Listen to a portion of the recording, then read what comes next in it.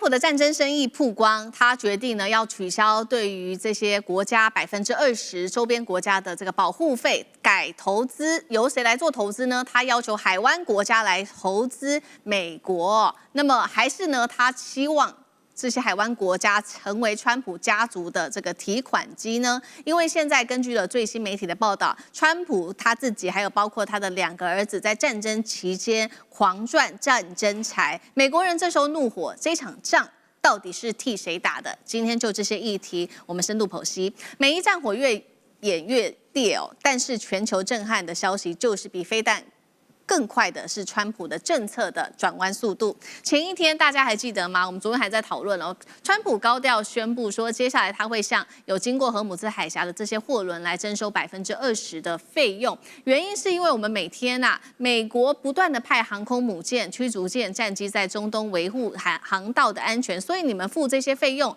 本來就是應該的嘛。那日經亞洲也做了一個估計說，美國真的是賺翻了。如果他真的去收這個20%的過路費的話，等於每一天輕鬆入賬就是2.5億美元，換算新台幣一天就可以收到80億元。那到時候如果真的收比這些費用的話，誰最慘呢？現在也在看說亞洲的這一個製造大國韓國了。韓國企業每年光是船舶的通行費恐怕最高飆到17.5兆韓元，我們幫大家換算成新台幣的話是3500億元。但是呢，這個費用現在看起來也不收了。川普他有了最新的想法是什麼呢？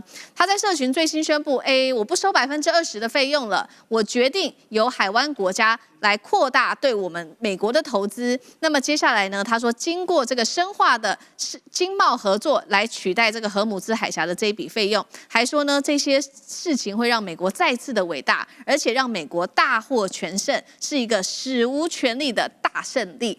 好，所以今天節目一開始來先請教委員怎麼看川普的各種的想法，包括他現在最新的要求是海灣國家去投資美國，但是現在有一個想法，大家就在看說是不是他其實想要這個賺取更多的費用是為了自己的私利呢？是海灣國家去建設美國，還是這些錢進入了川普家族的私人金庫？委員怎麼看？我覺得川普真的是一個很奇妙的人哦，就是我是強烈的懷疑他是不是真的相信他所講的每一句話的哦。那麼他如果真的相信了，那川普就真的是活在一個只有川普一個人在的宇宙裡头了。那麼他講的這個邏輯是完全行不通的。他收了20%的這個服務費，他的理由是什麼？他說因為美國維護航道的安全。可是如果你美國當時不要打伊朗，不就沒有這回事了嗎？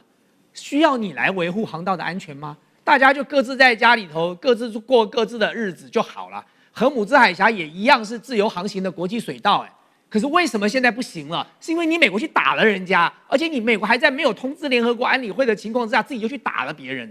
這一切的麻煩都是你造成的。然後你現在還要來扒大家的皮，去收大家20%的這個過路費了。然後再來，他說在這個過程當中呢，因為我美國派出了軍艦到現场去維護，我退一萬步講了，好啦，這個戰爭是你發起的，造成了現在這樣的一個狀況，也沒有人叫你去護航道啊。第一，你派去了，真的能夠護航得了嗎？理論上來說，照你這樣講，你護航了，大家就跟着你應該一起走了，誰敢啊？就你的護航到底是不是真的護航，還是出一張嘴擺在那裡而已？現在顯然看起來沒有人相信你啊。那更不要講說誰要你護航啊？他們直接打個電話給伊朗說：“我付點錢給你，你就讓我過了不就好了嗎？”所以對現在這個世界各國的這些貨運公司來講，他們覺得美國就是在強盜啊，在發戰爭財。因為原本他們可能私下跟伊朗達成個協議，付一點點錢，付點加密貨幣，他們就過了，馬上就平安的這個貨輪就可以過去了。可是現在你美國插了這一手，把整個荷姆茲海峽給堵死了。所以這就是為什麼川普講的話第二天就要反悔了，因為他自己知道他做的這件事情會引起全球的公憤的，而且做了這件事情對美國一點幫助都沒有。我說過，他在搞你封鎖我的封鎖，什麼我封鎖你的封鎖，我收費你的收費。可是如果我是伊朗，我就笑死了。我本來就是不想荷姆茲海峽通的，所以你要封鎖我的封鎖，那就一起封鎖吧，两重封鎖，誰都不要過。那我本来就想要跟这個拉着全世界下水的，那既然是如此。你收費，我的收費，全世界的這個原油價格再加20%嘛，就像我剛才講的，伊朗恨不得你加100%了，那整個油價就飛天了。整個油價就崩了，整個能源的這個市場就崩掉了哦。所以在這個過程當中，川普現在跑過來去勒索這些可能受到損失的國家，所以海灣國家最倒霉啊，有美國的基地要被炸。現在呢，這個如果要重建伊朗，要他們出錢，然後好了，美國現在不收錢了，現在要他們去投資美國。而且他們投資美國，真的只投資美國嗎？以我們過去看到所有中東的案例哦，這些資金有一部分都是進到了川普家族的什麼各式各樣公司，或者是投資，或者是持股的這些公司的口袋裡頭去了。我只舉一個例子就好了。我在研究所除了教人工智慧之外，我還教了區塊鏈哦。那麼在去年，這個川普的第二個兒子 Eric 跟一個華裔的這個加密貨幣的大亨叫做孫宇晨。當時在中東高調的宣布，他們成立了加密貨幣的公司，然後開始做加密貨幣。我們時隔不到1年了，我們現在看看盤點一下，光是最近我看到的數据哦，川普所發的 MAGA 所謂的迷因幣啊，就是川普幣，這個幣讓川普家族賺了14億美元，可是虧了多少人？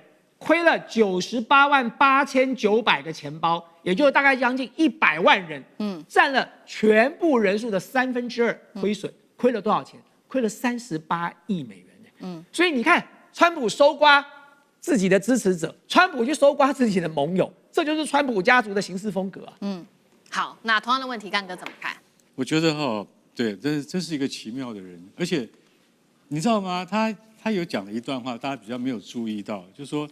他說：“我收這個過路費是很天經地義的，20%算少了，你知道為什麼？因為美國幫你守着荷姆斯海峽，已經守了50年了啊！真的、啊，這你有幫我守荷姆斯海峽？我怎麼不知道？你們海灣國家醒一醒啊！阿聯酋也是一樣啊，卡達也是一樣啊，你們伊朗也一樣啊，沙烏地也是啊，對不對？你們都是海灣國家，不知道我幫你顧了50年啊。”對不對？你們的安全都是美軍在守護的，不然我們驅逐艦這邊跑來跑去幹嘛？很累的。奇怪，你這什麼謬論？乍聽之下是有道理的啊，然後仔細想想，這我們家哎，不管亞丁灣、荷姆斯海峽啊，或者是曼德海峽，這都是我們家附近的，這跟你美國到底有什麼關係？跟你們第5艦隊跑到我們荷姆斯海峽裡面來設基地？到底有什麼關係？實在我們也看不出來有什麼關係。就好像他要介入越南，他要介入高棉，介入什麼任何地方都一樣的道理。說我是來幫你守護安全，幫你保衛家園，所以我一天收你80億台幣的過路費啊，補償費一點都不奇怪。再接下來說，我告訴你，好了，你們都說貴嘛，好，那我不收了，我現在改收什麼？改由這個海灣國家來投資，奇怪，我剛才不是講了一堆嗎？那些國家一聽要投資什麼東西，他說不管投資什麼東西，你一來以後，我們美國就獲得100萬工作機會，互蒙其利。他一個人在那邊唱獨角戲，下面沒有觀眾，不知道到底誰在聽他講話，所以大家就曉得純粹的生意人，一個是商人的那個腦筋轉得多快，改得有多快。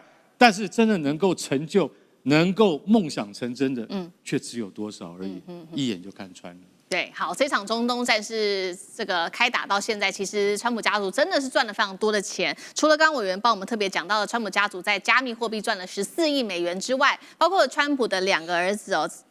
這個大舉投入國防產業，也賺了非常多的錢。其中呢，我們看到10家美國的國防科技業獲得了政府32億美元的直接的業務投資之外，還有31億美元的未來合約選擇權，甚至在競標當中都有一些特殊的競標名單是給他們的，可以角逐數千億美元的國防標案。川普現在支持度創下了新低，來到-25%，創第2任期的新低。60%美國民眾認為他透過自己的總統權力在為自己賺錢。那美國民間團體樹立了一座是3公尺高的參與獎杯裝置藝術，來諷刺川普說：確實啦，你是有參加這些事情，但是沒有戰略、沒有目標、沒有退場機制。繼文哥怎麼看？川普家族從俄烏戰爭、委內瑞拉的危機，還有這次中東戰爭，其實都是賺足了荷包哦。